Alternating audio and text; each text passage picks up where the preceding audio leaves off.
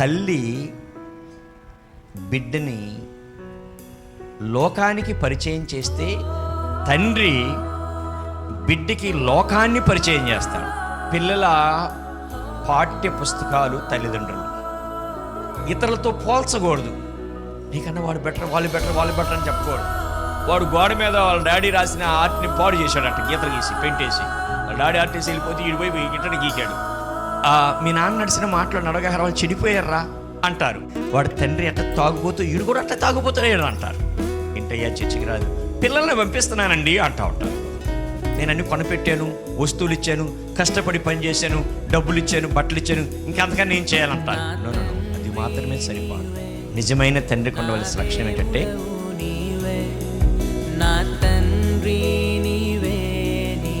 తండ్రులకు ఉండవలసిన లక్షణాల్లో బైబిల్ని ఆధారం చేసుకొని మాట్లాడుకుందాం. అది కూడా మొదటిగా అన్కండిషనల్ లవ్, షరతులు లేని ప్రేమ. లూకాసు సువార్త 15వ అధ్యాయంలో ఉన్న తండ్రినే మనం చూస్తాం. తన కుమారుడు తప్పిపోయి దూరముగా వెళ్ళిపోయి ఆస్తంతా ఖర్చు చేసినా, పాడు చేసినా, తప్పు తెలుసుకొని తిరిగి దగ్గరకు వచ్చినప్పుడు ఈ తండ్రి ఆ కుమారుని విషయంలో ఏ షరతులు పెట్టలేదు. పరిగెత్తుకుంటూ వెళ్ళి మెడ మీద పడి కౌగిలించుకొని ముద్దు పెట్టుకున్నాడు. 15వ అధ్యాయం 11వ వచనం నుంచి మనం చూస్తాం. కౌగిలించుకొని ముద్దు పెట్టుకున్నాడు. కూలివాడిగన్నా చేరదామని వస్తే కుమారుడిగా చేర్చుకున్నాడు. అన్కండిషనల్, షరతులు లేని ప్రేమతో, రే నువ్వు ఇన్ని చేసావుగా, అన్ని పోగొట్టుకొని వచ్చావుగా, నిన్ను నమ్మలేను, ఇదిగో ఇవి కొద్ది రోజులు నువ్వు కానీ ఇలా చేస్తే అప్పుడు నేను నమ్మి నిన్ను ప్రేమిస్తాను, చేర్చుకుంటాను. ఇలాంటి షరతులేం పెట్టలా. పశ్చాత్తాపముతో వచ్చాడు, కౌగిలించుకున్నాడు, మెడ మీద పడ్డాడు, ముద్దు పెట్టుకున్నాడు.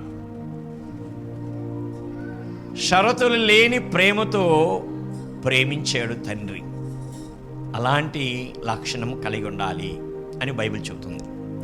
రెండవదిగా నీతి నిజాయితీ గల జీవితం.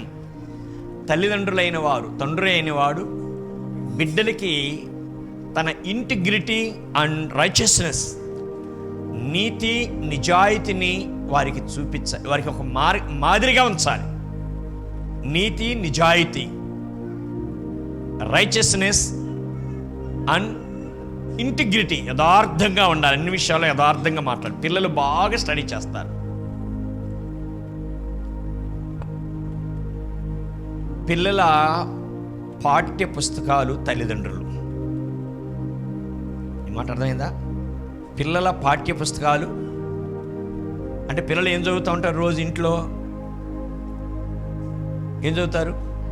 తల్లిదండ్రులు చదువుతూ ఉంటారు రోజు. వాళ్ళు చదువుతారా లేదా? కళ్ళు మూసుకొని ఉంటారా? తల్లిదండ్రులు ఏం చేస్తున్నారు? ప్రతిదీ స్టడీ చేస్తారు. వారు మాట్లాడే తీరు, వారి విధానము, వారి రైచియస్నెస్, నీతి, అన్ని విషయాలకు బాగా స్టడీ చేస్తూ ఉంటారు. సో తండ్రి మరి పిల్లలకి ఒక మంచి మాదిరిగా రైచియస్నెస్ అండ్ ఇంటిగ్రిటీ, నీతి నిజాయితీ గల జీవితాన్ని అందించాలి. నిజమైన తండ్రికి ఉండవలసిన లక్షణం ఏంటంటే నీతి నిజాయితీ గల లక్షణాన్ని కలిగి ఉండాలి. మూడవదిగా దైవభీతి, ఆధ్యాత్మికమైన నడిపింపు, స్పిరిచువల్ లీడర్షిప్. స్పిరిచువల్ లీడర్షిప్కి మంచి మంచి ఉదాహరణ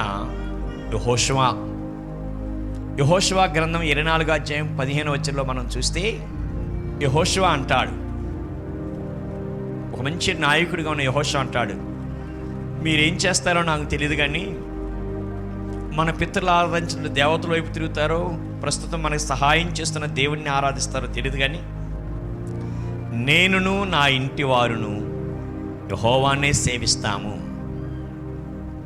నేనును నా ఇంటి వారును యెహోవానే సేవిస్తాము అన్నాడు. అలా ఒక మంచి మాదిరిగా ప్రభువును ఆరాధిస్తూ సాగుతూ ఉంటే పిల్లలందరూ ఆ మార్గంలో వస్తారు. నేను ఎట్టో పోతున్నాళ్ళే, మీరు మొండి మందిరానికి, మీరు వెళ్ళండి చర్చికి. ఏంటయ్యా చర్చికి రాదు, పిల్లల్ని పంపిస్తున్నానండి అంటూ ఉంటారు. పిల్లలు కాదు, నీవు ముఖ్యం. నువ్వు నడిచే నడకలోనే నడుస్తారు. నువ్వు సరైన మార్గంలో నడవకపోతే పిల్లలు కూడా అలాగే ఉంటారు. తండ్రి బాగా త్రాగుబోతు అనుకోండి, కొంతకాలం పిల్లలను చూస్తే అంటారు, ఈడు కూడా వాడు తండ్రిలాగే చెడిపోయాడురా, వాడు తండ్రి ఎట్ట తాగుబోతూ ఈడు కూడా అట్లా తాగుబోతున్నాడు అంటారు. కొన్నిసార్లు అంటారు, మీ నాన్న నడిచిన మాటలు నడవగారు వాళ్ళు చెడిపోయారా అంటారు. అవన్నీ చూస్తూనే ఉంటారు. తాగి తాగి చెడిపోయి సాక్ష్యం లేకుండా జీవితం పాడైపోయిందని చూసి కూడా వీడు కూడా అదే మార్గంలో నడుస్తూ ఉంటాడు. మా ఊర్లో ఒక ఆయన బాగా తాగి తాగి ఇదైపోయాడు. ఆయన కొడుకున్నాడు, వాడు కూడా అట్లాగే తాగి తాగి తాగి చిన్న వయసులోనే మహా అంటే 30-35 సంవత్సరాల లోపే చనిపోయాడు. ఒక మంచి మాదిరి జీవితాన్ని అందిస్తే పిల్లలు ఆ మార్గంలో, నేను అన్ని కొనపెట్టాను, వస్తువులు ఇచ్చాను, కష్టపడి పనిచేశాను, డబ్బులు ఇచ్చాను, బట్టలు ఇచ్చాను, ఇంకంతకన్నా ఏం చేయాలంటారు. నో, అది మాత్రమే సరిపోదు, అది అవసరమే, కావాల్సింది. దానికన్నా ఒక మంచి మాదిరికరమైన జీవితాన్ని ఇవ్వాలి. 4వదిగా బాధ్యతాయుతమైన సంరక్షణ. బాధ్యతాయుతమైన సంరక్షణ అందించాలి. Provider and protector.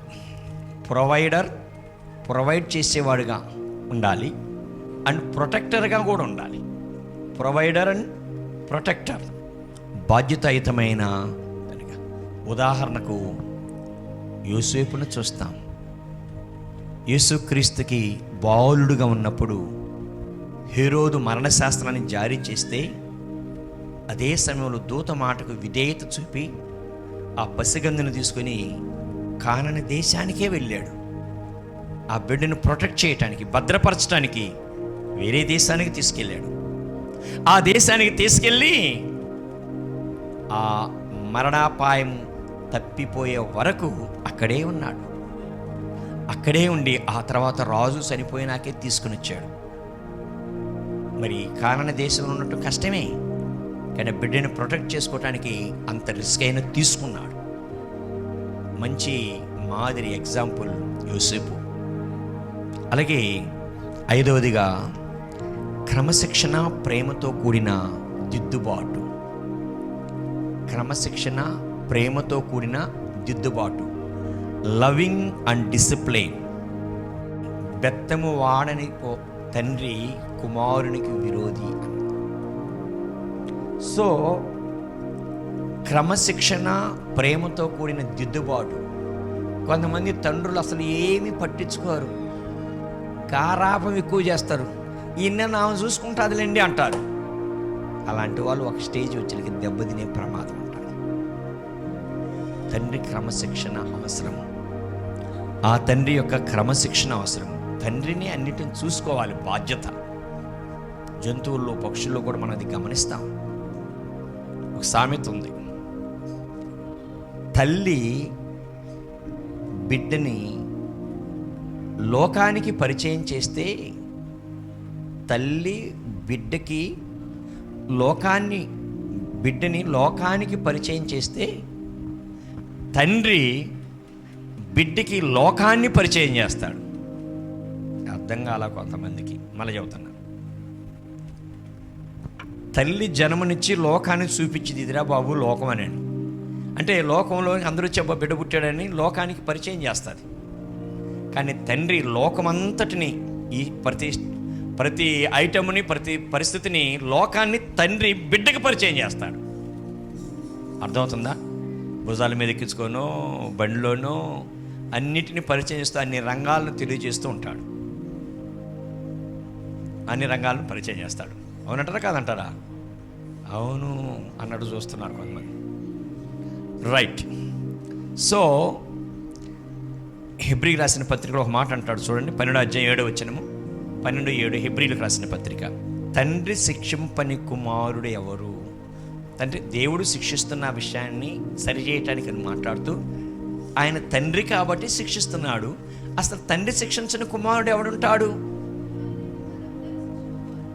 కుమారులైన వారందరూ శిక్షలో పాలు పొందుతున్నారు. సో క్రమశిక్షణ అది ప్రేమతో కూడిన దిద్దుబాటు అయి ఉండాలి. ఎన్ని చెప్పాను ఇప్పటికి? 5 పాయింట్స్. చాలా, ఇంకో 2 చెబుతాను. ఇంకొక 2 పాయింట్స్ వెళ్దాం. ధైర్యాన్ని, ప్రోత్సాహాన్ని ఇవ్వడం. ఎంకరేజ్మెంట్ అనేది ఎప్పుడు తండ్రి ఇవ్వాలి. కొన్నిసార్లు ఫెయిల్యూర్స్ ఉంటాయి, ఓటమి ఉంటుంది, ఓడిపోయి ఉంటాడు, అపజయం వచ్చి ఉంటుంది. తల్లిదండ్రులైన వారు పిల్లల్ని ఎప్పుడు ఏం చేయాలి? ఎంకరేజ్ చేయాలి, ప్రోత్సహించాలి. ప్రోత్సహించి ఎంకరేజ్ చేసి వారిని కొంచెం బలపరచాలి. ఎప్పుడు నిరాశతో కూడిన మాటలు, పనికిరాని మాటలు చెప్పకూడదు. నిరాశ ఎప్పుడు ఇతరులతో పోల్చకూడదు. నీకన్నా వాడు బెటర్, వాళ్ళు బెటర్ అని చెప్పకూడదు. మంచిగా ఉన్నవని ఎవరన్నా ఒక ఉదాహరణకి చెప్పొచ్చు. బైబిల్కు కొన్ని ఉదాహరణ చూపించవచ్చు. పక్కనోడంటే పడదు, వాడినే చూపిస్తా ఉంటే వీళ్ళకి ఎక్కేది. వాడు దాడితే నాది పో అంటారు. వాడిలాగా నన్ను ఉండమంటావా, నేను ఎందుకుంటాను అంటాడు. అట్లాగే ఉంటాను అంటాడు. ఎంకరేజ్మెంట్ అండ్ ప్రోత్సాహం ఉండాలి. అయితే వాళ్ళ తప్పుల్ని మంచిగా ప్రేమగా ఎంకరేజ్ చేయాలి. ఒక పిల్లవాడు స్కూల్ నుంచి ఒక లెటర్ తీసుకుని వచ్చాడు.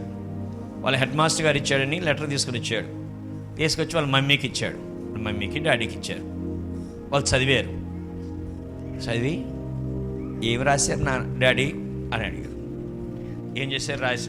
రాశారు మమ్మీ డాడీని అడిగితే వాళ్ళ మమ్మీ డాడీ వాళ్ళు ఉండి అది చదివి, నాయన నువ్వు చాలా తెలియగలవాడు అంట, నీకు చాలా జ్ఞానం ఉందంట, నువ్వు మంచిగా చదువుతున్నావంట, అసలు స్కూల్లో వాళ్ళు నీ దెబ్బకి తట్టుకోలేకపోతున్నంట, అందుకని మా స్కూల్ మీ అబ్బాయికి తగింది కాదు, మీ అబ్బాయిని ఇంటికాడే నేర్పించండి అని చెప్పారు, అందుకని రేపు నుంచి నేనే మీకు పాఠాలు చెప్తారా అన్నదంట తల్లి. రేపటి నుంచి నేనే మీకు పాఠాలు చెప్తాను, రేపటి నుంచి నేనే నీకు విద్య నేర్పిస్తాను. సో వాళ్ళు సరైన స్కూల్ కాదులే, నీకు సరిపడింది కాదులే అని చెప్పి వానికి ఆ తల్లినే పాఠాలు నేర్పడం మొదలుపెట్టిందంట. మొదలుపెట్టి వాడిని మంచి ప్రయోజకునిగా చేసింది. ఆ గొప్ప ప్రయోజకుడిగా చేసితే ఆ ప్రయోజకుడైన ఆ కుర్రవాడే లోకానికి వెలిగిచ్చే వ్యక్తిగా మారాడు. ఆయనే థామస్ ఆల్వా ఎడిసన్. ఈ బల్బు ఫస్ట్ సారిగా కనిపెట్టిందో ఆయనే. ఎంతో కష్టపడి బల్బు. ఆయన గొప్పవాడైనాక ఇప్పుడు తిరగేస్తూ ఉంటే వాళ్ళ పంతులు గారు రాసిన, హెడ్ మాస్టర్ రాసిన లెటర్ కనపడింది. ఆ లెటర్ ఏముందని చదివితే, ఈ కుర్రవాడు తుంటరవాడు, పనికిరానివాడు, స్కూల్కి పనికిరాడు, దేనికి పనికిరాడు, వీడిని అసలుకి మా స్కూల్కి పంపించొద్దు, మీకు పుణ్యం ఉంటుంది, దండం పెడతాము, పిల్లలందరూ చెడిపోతున్నారు వీడి దెబ్బకి, వీడిని మాత్రం స్కూల్కి పంపించొద్దని రాశాడు. మాట్లాడదామని మీకు ఆ రాసిన లెటర్ని తల్లి చదివి టపటప కర్ర తీసుకొని దబీ 4 బాధల. మనమైతే అదే పని చేసాము. ఏం చేస్తున్నారని బాధి తీసుకెళ్ళి, ఏమల్లి పొరపాటు అయిపోయిందండి, మళ్ళీ అది రాదులండి, చూపించుకోండి అండి అనేవాళ్ళం. అవేమి చెప్పకుండా అందులో నుంచి మంచి పాజిటివ్గా చెప్పి వాడిని బాగా ఇంట్లోనే పాఠాలు నేర్పించి చదువు చెప్పితే గొప్ప ప్రయోజకుడయ్యాడు. ప్రపంచానికి వెలిగించే వ్యక్తిగా తయారయ్యాడు. ప్రపంచానికి వెలిగించిన వ్యక్తిగా తయారయ్యాడు. ఆయనే థామస్ ఆల్వా ఎడిసన్. బల్బు కనిపెట్టింది. అంతకుముందు బల్బులు లేవు. దీపాల్లో నూనె పోసుకొని ఒత్తులు వెలిగించుకునే రోజుల్లో ఉండేవాం లోకం. అలాంటి చీకటి లోకం నుంచి వెలుగులోనికి ప్రపంచాన్ని తెచ్చిన మొదటి వ్యక్తి ఆయనే. ఆయన బల్బు కనిపెడితే దాన్ని ఆధారం చేసుకుని రకరకాల బల్బులు ఇప్పుడు కనిపెట్టుంటారు. అంత గొప్పవాడిని చేసింది. సో ఏం ఉండాలి? ధైర్యాన్ని, క్రమశిక్షణతో కూడిన ధైర్యాన్ని, ప్రోత్సాహాన్ని ఇవ్వాలి. ధైర్యాన్ని, ఎంకరేజ్మెంట్ అని ఉండాలి. తల్లిదండ్రులు ఎప్పుడు పిల్లలకి ఏమి ఇవ్వాలి? ప్రోత్సాహాన్ని ఇవ్వాలి, ఎంకరేజ్మెంట్ ఇవ్వాలి. నిరాశ, నిస్పృహలతో కొన్ని నువ్వు అట్టటోడి ఇట్టటోడి వాళ్ళతోడి వీళ్ళతోడి పనికిరాని అని కృంగదీయకూడదు. వాళ్ళు చేసే ప్రతిదాన్ని అప్రిషియేట్ చేయాలి. వాడు ఇంకా మంచిగా చేస్తాడు. ఒక ఆయన మంచి ఆర్టిస్ట్ ఉన్నాడు. వాడు గోడ మీద వాళ్ళ డాడీ రాసిన ఆర్ట్ని పాడు చేశాడట, గీతలు గీసి పెయింట్ వేసి. వాళ్ళ డాడీ ఆర్టిస్ట్ వెళ్ళిపోతే ఈడు పోయి ఇట్టని గీకాడు. వాళ్ళమ్మ వచ్చి అబ్బా ఎంత సూపర్గా చేసేవాడని పొగిడిందంట. పాడు చేసేవాడిని దబి 4 బాధితే వాడు పెద్ద నిష్ప్రయోజకుడు అయ్యాడేమో. పొగిడేలకి వాడు నేను ఎంత ఆర్టిస్ట్ అని వాడు ఇంకా ఆర్ట్ కళ, వాళ్ళు ఉన్న ఆర్ట్ కళ ఉపయోగించి ప్రపంచంలో గొప్ప ఆర్టిస్ట్గా మారాడు. ఎవడైనా నాకు పేరు గుర్తు రావటంలా. ప్రపంచంలోనే గొప్ప ఆర్టిస్ట్గా మారాడు. బహుశా అతనే అనుకుంటా యేసుప్రభు 12 మంది శిష్యులతో ఆ ప్రభురాత్రి భోజన బల్లాది డిజైన్ చేసినవాడు. ఎంకరేజ్మెంట్ అనేది ఉండాలి, దానికి సహకరించాలి ఇద్దరు. చివరిగా పిల్లల కొరకు ప్రార్థించడం నేర్చుకోవాలి. తల్లిదండ్రులైన వారు పిల్లల కొరకు ప్రార్థించాలి. దానికి ఉదాహరణ యోబు జీవితాన్ని మనం చూస్తాం. యోబు అరుణోదయమున లేచి 1వ అధ్యాయం 5వ వచనంలో చూస్తాం. అరుణోదయమున లేచి పిల్లల కొరకు ఆయన బలులర్పించేవాడట, ప్రార్థన చేసేవాడు. వారు ఎక్కడైనా తప్పిపోతారేమోనని, అంటే దట్ మీన్స్ వారి కొరకు నిత్యము ప్రార్థించేవాడు. మన పిల్లల కొరకు ప్రార్థించే వారంగా ఉండాలి. అట్టి శ్రేష్టతలో మనం మన పిల్లలను, వారి భవిష్యత్తును, తండ్రులైన వారు వారి పాత్రలు వారు సాగాలి. పిల్లలైన వారు తండ్రి పాత్రను గుర్తించాలి. ఈ రోజుల్లో 90% ఏమైపోయిందంటే తల్లుల పక్షంగా చేరుతున్నారు పిల్లలు, తండ్రిని ఒంటరి వారినిగా చేస్తున్నారు. అలా పిల్లలు అవుతున్నారంటే కారణము తల్లిని ఆ కుటుంబాన్ని చీల్చి చెండాడుతుందని అర్థం అన్నమాట. ఆయన ప్రయాసను, ఆయన ప్రేమను, ఆయన త్యాగాన్ని పిల్లలకి ఎప్పుడు చూపుతూ ఉండాలి. ఆ మంచి మాటలే తండ్రికి అనుబంధంగా దగ్గరగా తీసుకొని వస్తాయి. తెలియకుండానే మీ డాడీ ఎట్టంటోడు అట్టంటోడని తెలియకుండానే నెగిటివ్ వర్డ్స్, నెగిటివ్ మాటలు బాగా చెప్పి పిల్లల మనసును స్పాయిల్ చేసి తండ్రిని ఒంటరివాణి చేసి తల్లి పిల్లలు కలిసి ఉంటున్నారు. 90-70% చూస్తున్నాం ఇట్లాంటి పరిస్థితులు. అది చాలా డేంజర్ జోన్లో ఉన్నారన్నమాట. కలిసి కలుపుకొని సాగితే ఆ కుటుంబమే ఆశీర్వాదకరంగా ఉండే కుటుంబంగా ఉంటుంది, దీవెనకరంగా ఉంటుంది. అటు శ్రేష్టతలో సాగటానికి పరిశుద్ధాత్మ దేవుడు సహాయం చేయను గాక.